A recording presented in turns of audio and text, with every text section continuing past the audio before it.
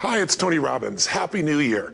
Listen, how's your new year coming out so far? I know it's early, it's January 15th, and I thought I'd send you out this little video message because you know what that day means, don't you? January 15th is the cutoff. Statistics show that 95% of the people that actually made a New Year's resolution have already broken it by today. And that's if you even made a resolution. Now, if you're the exception to that, I'm thrilled for you, and I support you, and I say keep rocking it. But if you've missed, maybe I could drop you a quick little message or two here that can help you not only recover, but get way beyond just making some New Year's resolution and make some real lasting change in your life. I mean, think about it. Most people don't even make a resolution anymore. Why? Because they've made them from years and years and years, and they know they're not going to follow through. So after a while, who wants to disappoint yourself? Who wants to be upset with yourself? Why even bother to set a new standard for this year? You know it's going to be the same as last year. If you're the kind of person watching this right now and you've actually opened this email and you haven't shut me off already, then obviously that's not you. So the question is, what is it that makes us even want to make a resolution? I mean, it's an interesting question. Why is it at the beginning of a year we have this tradition, but it goes beyond tradition. It's something inside of us that makes us want to make things better. And I think part of it is the calendar gives us this idea that we could have a fresh start, that we can start from fresh and have this great victory. And it's really, the calendar itself is quite arbitrary. It's wonderful to use it, but if you didn't use it effectively, let's use the calendar to serve you today. Let's just see, what does it really take to make this thing happen? Because there's no denying that inside of you, the only thing that's going to make you happy in the year ahead and the decades ahead is going to be having you have an experience where on a regular basis, you feel like your life is making progress. If there's one thing I teach, and I want to remind you of it, it's really simple. Getting things is not going to make you happy. That's good news in a tough economy. It's a good reminder. It doesn't matter what you get. Doesn't matter whether it be money or opportunity. All those things might excite you for the moment. Even a relationship, as magnificent it may be, might be exciting for a while. But if you don't keep growing, that relationship isn't going to stay exciting. So the secret to real happiness is progress. Progress equals happiness. And if we can make progress on a regular basis, we feel alive. And that's why at the beginning of the year, we get this thing like, okay, I can have this fresh start. I could really do what my soul desires. I could expand. I could grow. I could improve. I could change. Or maybe better than change, I could progress. See, think about that. Progress is an aliveness to it, doesn't it? You don't have to work at changing. People say all the time now, well, I'm working on changing. Don't worry about it. You don't have to work on changing. Change is automatic. Your body's going to change whether you want it or not as the years go by. And no matter how hard you work, there's going to be some changes going on there. The economy is going to change no matter what you want it to do. The weather is going to change. Relationships are going to change. Everything in life is always changing. We don't have to work on change. Change is automatic, but progress is not. So if you want to make real progress, then you really got to look at your life in a different way. You got to say, I got to take control of this process and not just hope it's going to work out like people do who make a resolution. Because really, isn't that what they're really doing at the beginning of the year? They're saying, well, here's my resolutions for the year, and they really basically tell you their wishes.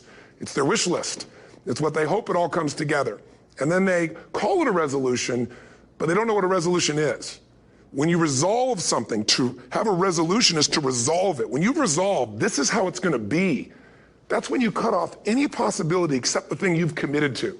It's like the old adage, if you want to take the island, you burn the boats. Because when you burn those boats, there's no going back. You're going to find a way to make things work. And most people, they're stating what they hope will come together, and if it doesn't happen, then they're disappointed, but they're not too disappointed because they're not too vested. What does it take to successfully create a lasting change in your life? To not only have a New Year's resolution you follow through on, but really have a lasting change? Well, the first step for lasting change is very much like making a New Year's resolution. Fundamentally, it's the same. The first step is you got to have a vision for what it is you really, truly want. Not what you think you want or what you should have. I mean, what are most people's New Year's resolutions? I'm going to stop eating sugar. I'm going to stop smoking. I'm going to lose 10 pounds. The problem with that is it's not very inspiring for most people. It's not telling you what you're going to get. It's only what you're not going to do. And it's kind of hard to have you move forward with that.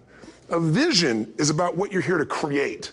A vision that really works is one that excites you. If you say, well, my resolution, my goal, my outcome for this month, this week, this year is to lose X number of pounds, that's okay, but it's not very compelling. It has to be a compelling vision. It's got to have something that has the power to pull you, not something you have to push yourself to do. Those are two different kinds of motivation. Push requires willpower, and willpower never lasts. What will last is pull. Having something so exciting, so attractive, something you desire so much that you have a hard time going to sleep at night and you get so up early in the morning to rock it and take it to the next level. That's what you're looking to create. And that isn't easy to get. But one of the reasons we do seminars and events and we say, why do that? Why not just read a book or something? Is because when you get in an environment where you're with people that are being put in a peak state, like when you're going to a sporting event, if you watch a sporting event at home, it might have a certain level of excitement. But when you're in a stadium with 50,000 people, suddenly it has a whole different level of intensity. And we feel that. And the bottom line of our follow-through comes down to our emotional intensity. In a different state of mind, you're going to come up with a much better and a more exciting vision than if you're sitting on the couch going, okay, what are my new resolutions for this year? And you're doing it the morning after the new year has started and you're a little inebriated and the football game's on in the background. Probably not going to have the power of focus there. Probably not going to have the power of the energy to create something that's going to pull you for this year. And you got to do that. So it's got to be a vision that's compelling. Something that it's going to be a gift to make sure that it happens. And also, along with that compelling vision, you got to have strong enough reasons that you're going to follow through when the going gets tough. That's one of the biggest things missing for most people. They say, this is what I want to do.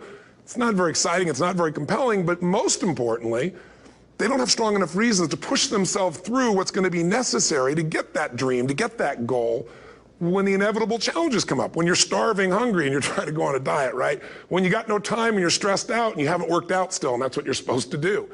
When the economy gets tight and what you thought you're going to do doesn't work, and so you give up on the goal instead of finding another way to get there. You don't let the fear take you over if you've got strong enough reasons.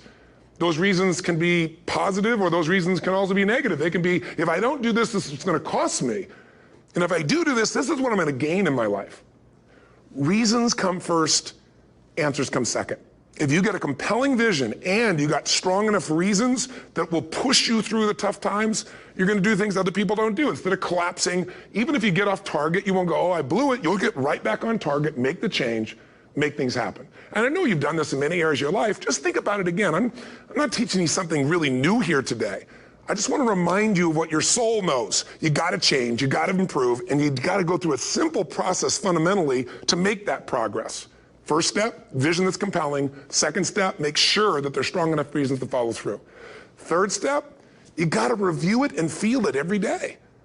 I mean, anything. Have you ever had this happen in your life? Has there been anything in your life that you've ever wanted so badly? You were so desirous of it. You had such a hunger for it that you couldn't stop thinking about it. Could have been a career move, could have been when you were a kid, a car, it could have been a relationship, it could have been anything, but you were obsessed. You wanted to make this happen. You wanted to attract this to your life. You just wanted something.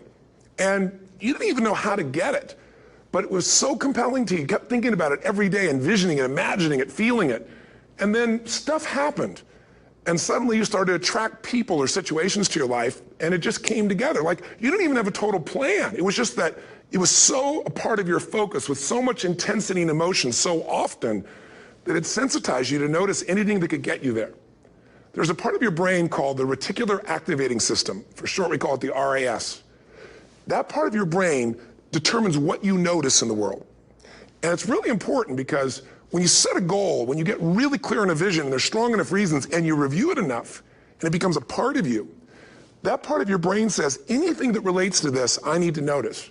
It's like, did you ever buy a certain kind of car or maybe a certain outfit, and suddenly you see that car everywhere, or those outfits everywhere? Well, you know, the cars were always around, but why do you see it now? Because your RAS knows this is important. This is part of my world now. Similarly, when you really get clear and it's compelling and you're reviewing it every day, you've got strong reasons and you're reviewing it every day and you're feeling it, the brain becomes incredibly acute at noticing anything to get you to move forward. And so that's the power of this. So, you know, what do people do with a New Year's resolution? They come up with something they kind of want. It's not a compelling vision. They don't really have strong enough reasons, and they never review it again until to notice that they broke what they said they really want to have make happen, because they didn't really resolve. If you resolve, you got the vision, it's compelling, you review it daily, and you feel it, you envision it, and you experience it. Simple as it sounds. Now, ultimately, what is this really about? Ultimately, if you're going to have lasting change in anything, you're really talking about just raising your standards. I mean, I always tell people, if you want to know how to change your life, I give it to you in 3 words, boring as it sounds: raise your standards. And what does that mean? corny as it sounds. Raise your standards. Oh, thank you for the breakthrough thought, Tony. I'm glad I wasted my time watching this little email with you. But think about it. Lasting change is different than a goal. You don't always get your goals, but you always get your standards. Maybe it would help you is to think about it this way. I try to explain standards to people with a different set of words.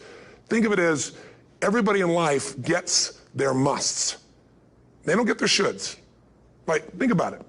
Most people have a list of shoulds, don't they? Don't you have a list of the shoulds, things you should do, you should follow through on? I should lose some weight, I should work out more, I should make more calls, I should respond more rapidly to my email, whatever, you know? I should get into the office earlier, I should be, more confident. Whatever your should list is, people love to have their should list be met, but it's kind of like New Year's resolutions.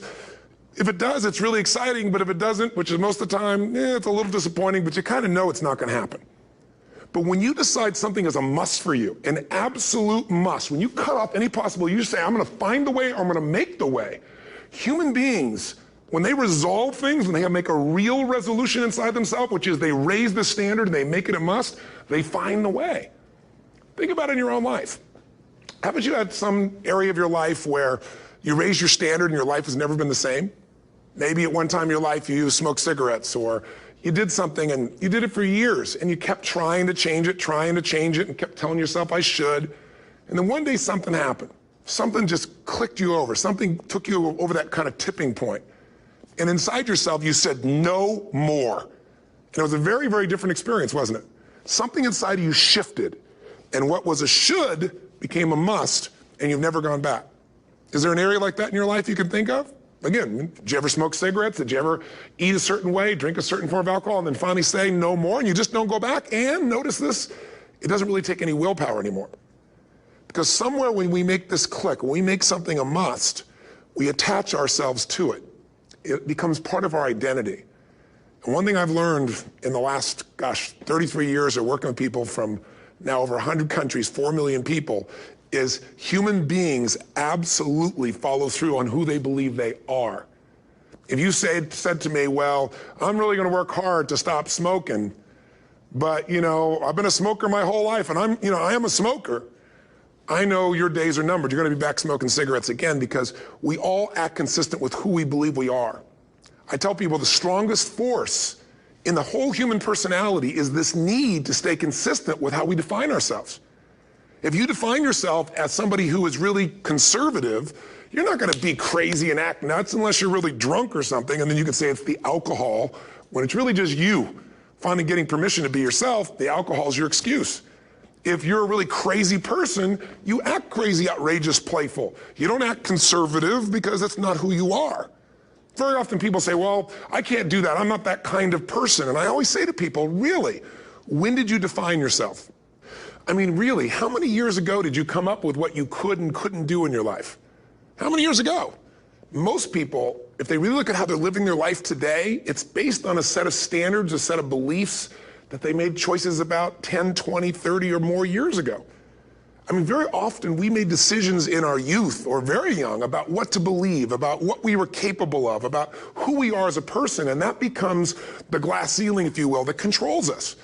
There's a corny metaphor, but it's true. I remember one time I was with my family at the circus and there was a person there and they had this big giant elephant, and you look at this elephant and they take this little rope, put it around the elephant's neck, and they drive this stake into the ground. And I mean, you look at this and you know that elephant could rip down the entire tent with almost no effort, and yet the elephant doesn't struggle, doesn't try. Why? Because the elephant's conditioned. And they take that elephant and condition the elephant when it's a baby elephant. That's how they train him. When it's a little baby elephant and it doesn't have the power yet, they put a big rope around it and they drive this huge stake in the ground, and the elephant fights and fights and fights. And one day, finally, that elephant decides, I'm not capable of pulling this out. And once that becomes the definition of an identity of anyone, an elephant in this case, they don't even try anymore. It's just who I am, that's how it is, that's just the way it is in my life. I'd like to ask you to take a look at any place you've got a limitation and ask yourself, when did I decide to accept that limitation? And you may not even see it as a limitation. You might see it as just that's who I am.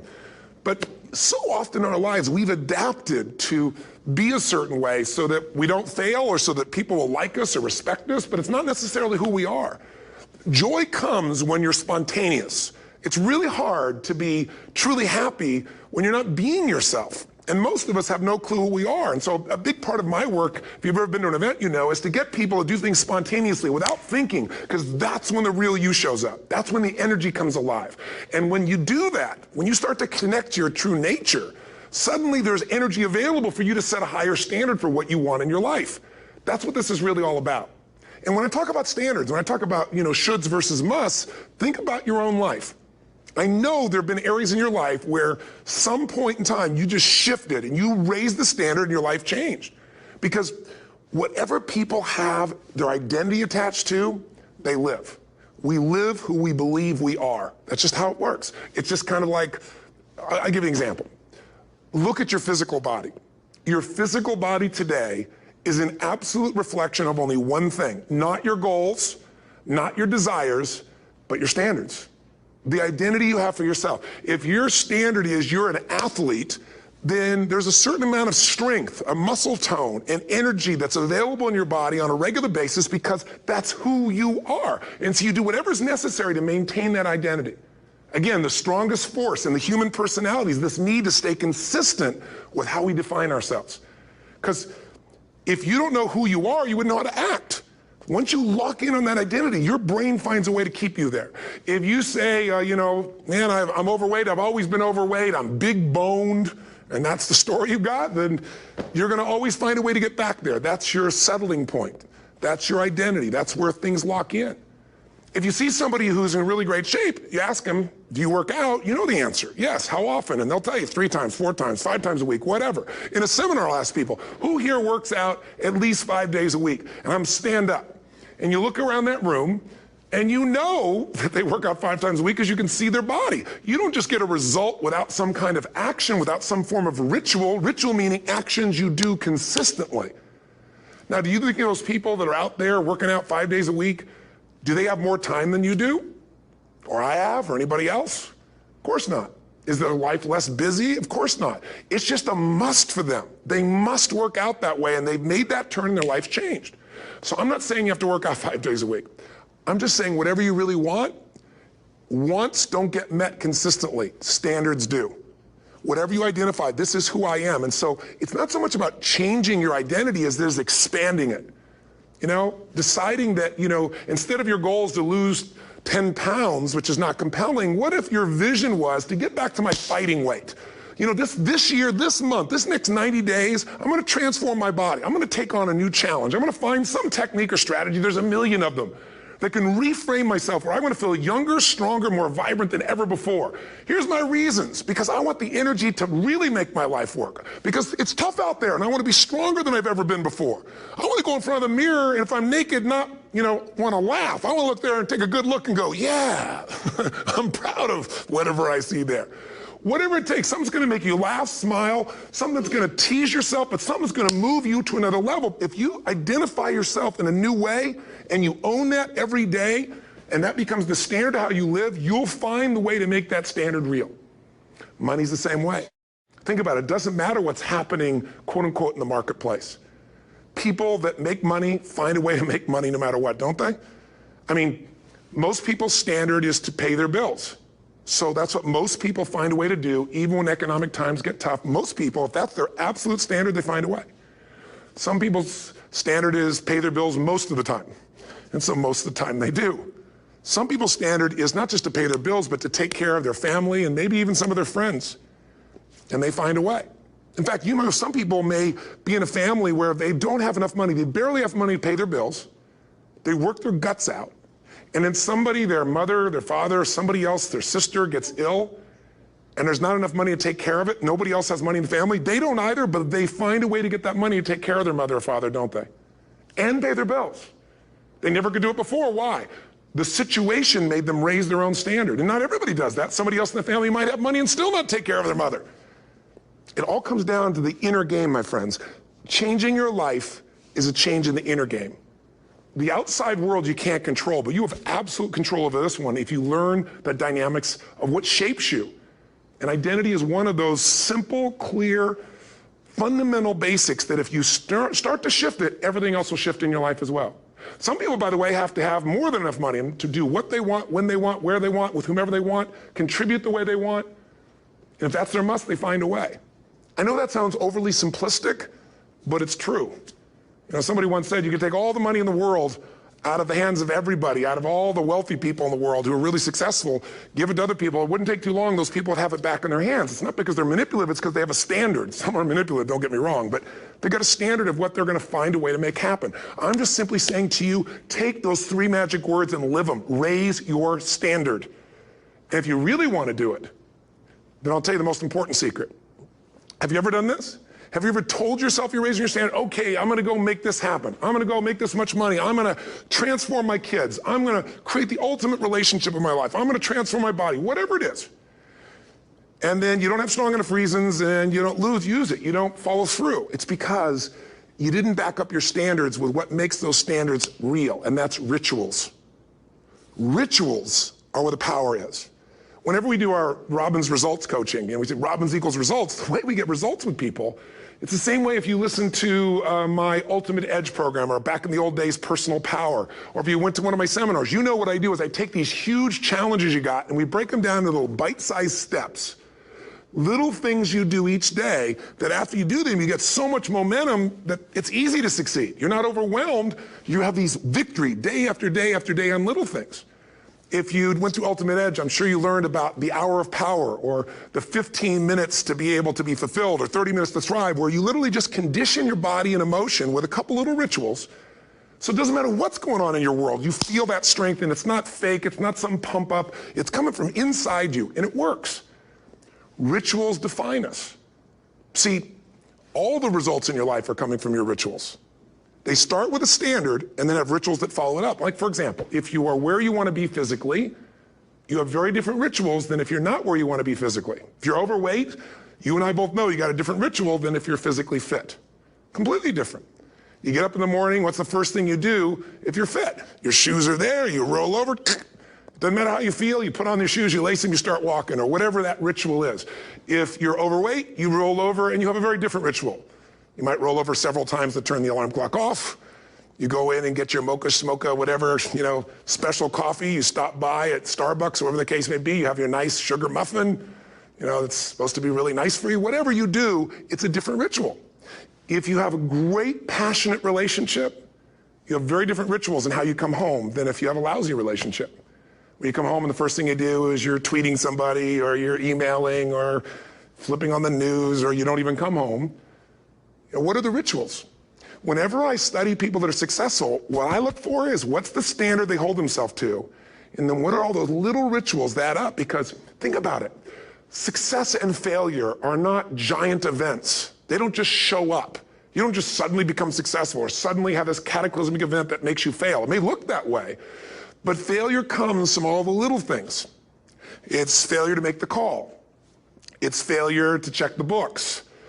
It's failure to say, I'm sorry. It's failure to push yourself to do things physically that you don't want to do. And all those little failures day after day come together until one day some cataclysmic event happens and you blame that. That event happened because you missed all the little stuff. Do you agree with me? And success, by the way, is not some overnight event. It's all these little things. Success is having a vision. Success is making it compelling. Success is really seeing it and feeling it every day with strong enough reasons. Success is feeling the sense that I'm here to grow and I'm here to give something to the world more than just myself. Success is caring about other people. Success is calling and saying, I love you in the middle of the day for no damn reason. Or sending a note. That'll change your relationship. Have a ritual of something funny, playful, or a surprise you do. How many relationships are dead today because they have no surprise rituals anymore? You need to have some rituals, some cool things you do that nobody else does that gives you a better life than anybody else has. All the little stuff. That's where success comes from. In business, it comes from delivering more than anybody could imagine. All those little things add up. People go, wow, that's who I want to do business with. It's true in any area of your life. So if you look at somebody who's really successful and you think, wow, they're so amazing, they're such a genius, you got to dig underneath and you got to remember something. People are rewarded in public for what they've practiced for years in private. Myself and my business people say, how do you get up and speak? And you have no notes and you go for 3 days and nights and the room is like, everybody's wired and it's incredible. It's like a rock concert. How do you do that? How do you have that confidence? Well, it's not confidence, it's experience now. But I did so much behind the scenes and I still do to make things right.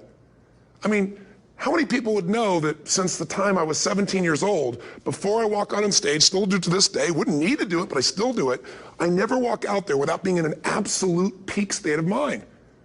You know, there are days my back is hurting, my throat was hurting, or I may have had a challenge, or my father passed away, and I've still got to deliver for these people because my standard is give my all every time. Every event has to be better. Talk to anybody who's been to our events for 5, 10 years, some of our trainers, and they'll say, I don't know how he does it. He always finds a way to make it better. That's not an ego thing. That's a standard in me. I have to find the way.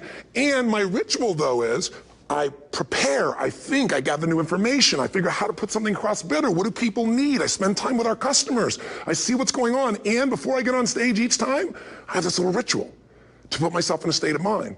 And I did it starting like 17 years old. I started doing it. I'd say, I now command my subconscious mind. And I say this out loud several times, this little phrase, set of phrases, as an incantation to kind of condition my mind and body. And I'd say, I now command my subconscious mind to direct me in helping as many people as possible today by giving me the strength and the emotion and the humor and the brevity, whatever it takes to show this person and help this person change their life now.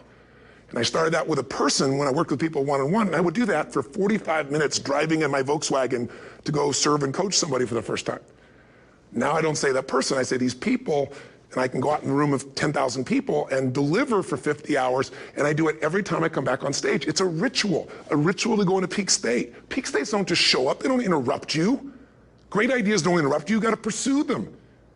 I talked to Michael Jordan, I'll never forget, at the peak of his career, and got to watch his final game, saw him backstage and spent some time with him, and it was a pretty exciting time. He was the greatest basketball player I think that ever lived and has ever lived. And I asked him, I said, what sets you apart, Michael? What is it? And is it God-given talent, ability, skill? What is it? And he said, Tony, he said, I can shoot you straight. It's not, me trying to act humble. He goes, I have a lot of talent, a lot of God-given talent, a lot of skill. I've worked really hard. But he said, really, it's my standards. He said, every day I demand more from myself than anybody else could humanly expect.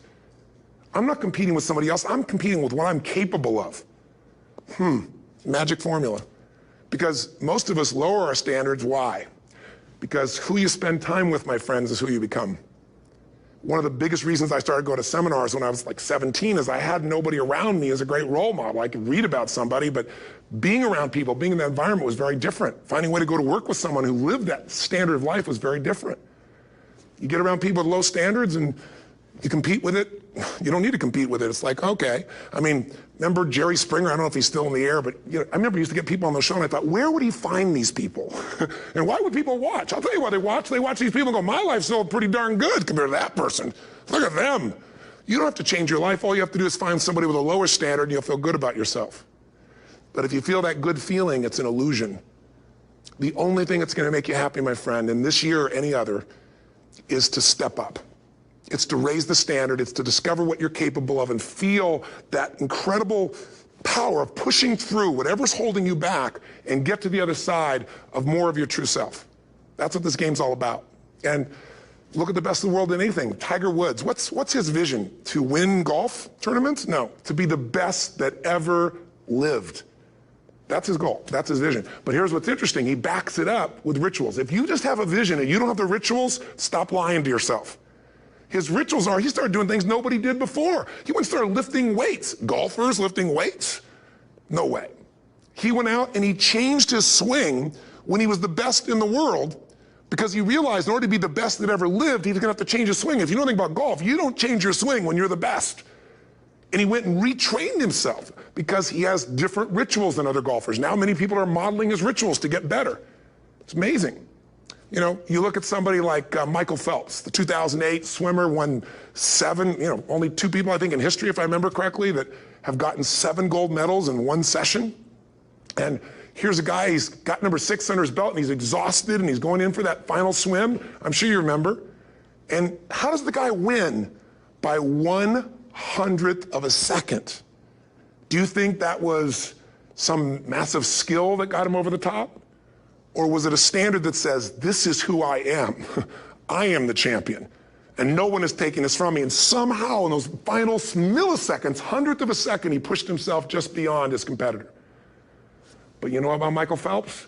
What allowed him to be able to push beyond that moment is his rituals. Go study the guy. Most people who swim have these unbelievable workouts. He does 2 and 3 of those workout sessions a day. All the other swimmers in the beginning thought he was insane. You're going to overtrain, you can't do that, it's not physically possible. But he had a standard and the rituals to back it up. So here's my final message to you, because I've gotten carried away. I thought I was going to send you like a 5-minute message, but as you can see, there's no script here. It's just me going a little crazy with you, but I want to really see you get what you want this year. Don't let this year be like last. And if last year was great, still don't let it be that way. Raise the standard. If your life is perfect and extraordinary, you darn well know you're not going to be happy unless you keep making it better. That's what makes us feel alive. It's not what we get that makes us happy. It's who we become and what we're able to give because we become more. That sense of contribution is what creates the deepest meaning. So here's my assignment for you, if you want one. If you want to go from conversation to some action, here's a simple thing to do. What's an area of your life right now that you really want to improve? What's an area that's important to improve? If your body's great, how about your career? If career's great, how about your relationships? Intimate one especially, or your kids, or your relationship with your creator, your spiritual side of your life. Or is it your finances? Figure an area that really matters. Decide on that area. Number one, write down what your life is like in that area right now as specifically as possible. So you might say, well, I'm 13.5 pounds overweight, whatever the weight is, whatever the situation is, or my body fat's like this, or I wake up exhausted in the morning, and you write the truth of where you are right now. So you're real clear. Or I'm not in a relationship. I say I want a relationship, but I'm not in one, and I don't seem to find them. All the good ones seem to be gone is my belief. And I really do want one, but I don't have it. Whatever your definition. Or I'm in a relationship, and God, I wish I wasn't in a relationship. I'm planning my escape. Wherever you are. Or I have a wonderful relationship. We love each other, but there just isn't enough passion. Just write the truth of where you are. The area you want to change, but write how it is. And then the second step is, and this is where you got to be really honest with yourself. What are the rituals that have put me there? Because whatever results you're getting, even if you don't like the results, there's some rituals that are keeping you in that place. There's some rituals of what you eat or don't eat, how you move or don't move, how you sleep or don't sleep. There's some rituals in the lack of variety or spice or energy or focus in an area.